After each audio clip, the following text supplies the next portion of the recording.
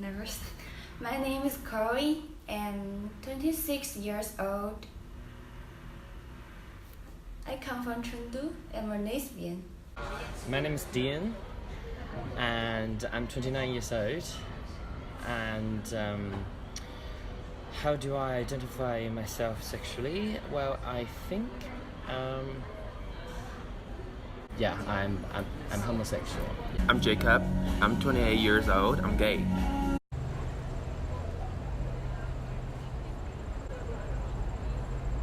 My name is LG.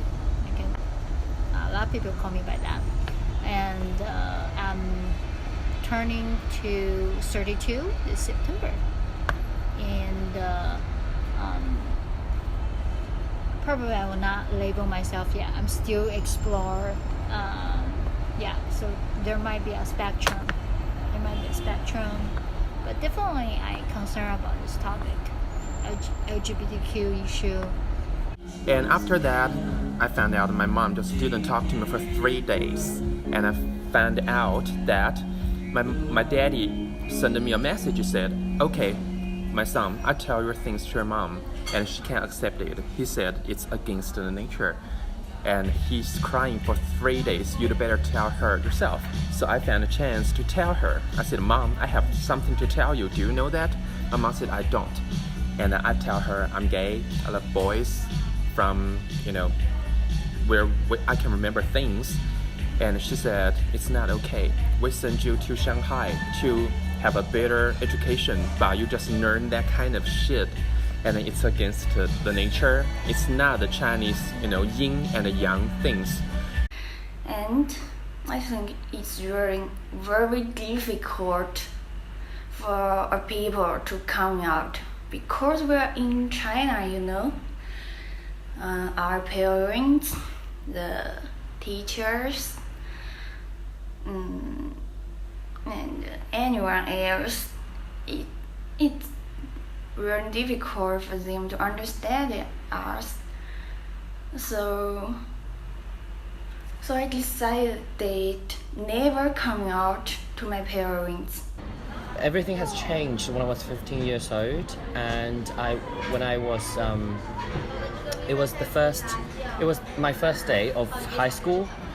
Then I saw there's one classmate, and of course it's a boy, and then I just feel like my whole world has changed a little bit. It feels like, my life has added one very special different color in it. I don't know what it is. I was kind of scared and terrified. I don't know what it is, and I can't even think about it because in traditional Chinese culture, this is definitely abnormal. So I'm so afraid of I will have this kind of abnormal sexual attraction or whatever. So I was nervous, but as I met him more, the feelings getting strong. So I was like, okay, well, maybe I guess I am those kind of abnormal, minority kind of person. I'm unlucky, but I have to accept that. My mom right now would constantly saying that you don't have a boyfriend, blah blah blah, but it doesn't affect me at all. I don't know why, but it just doesn't affect me at all. So I say I'm okay and I'm independent. I can take care of myself and there's nothing to worry about, and just let it be. So I just later to probably say it again and again, but that's okay. It doesn't bother me that much, and I just do my duties on her. That's it. I think Chengdu can be the top 1 city for gay to live because, there's the old saying about Chinese is 天时地利人和. That means the things happen because the fate, everything's at the right time, the best timing. So make the Chengdu the gay capital in China.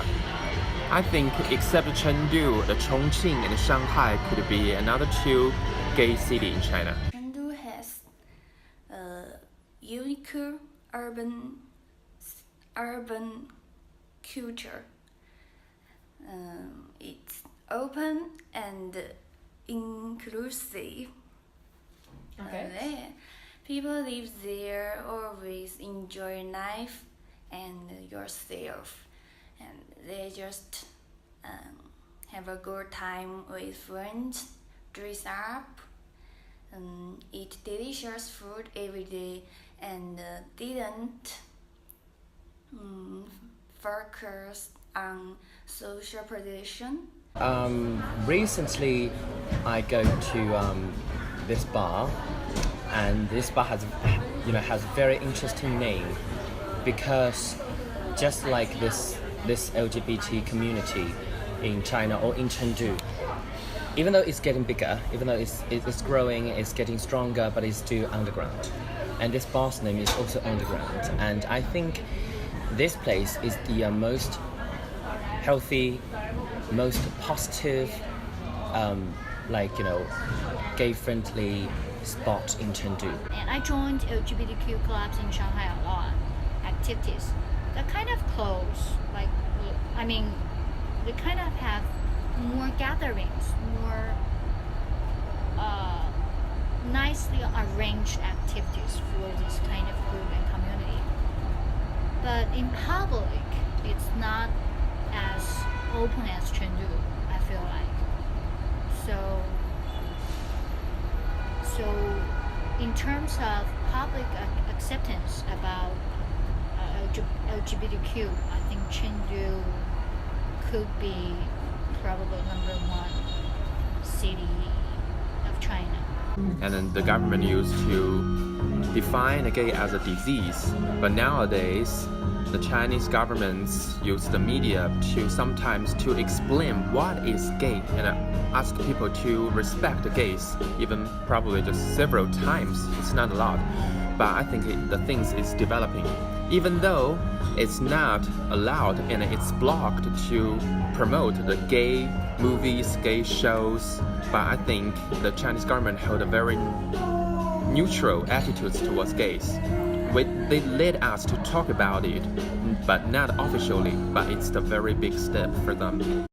I think if we wanted to make this whole situation better, we have to, from now on, we have to be more confident and accept us more, 100% accept ourselves and believe who we are and believe we have the right to be who we are.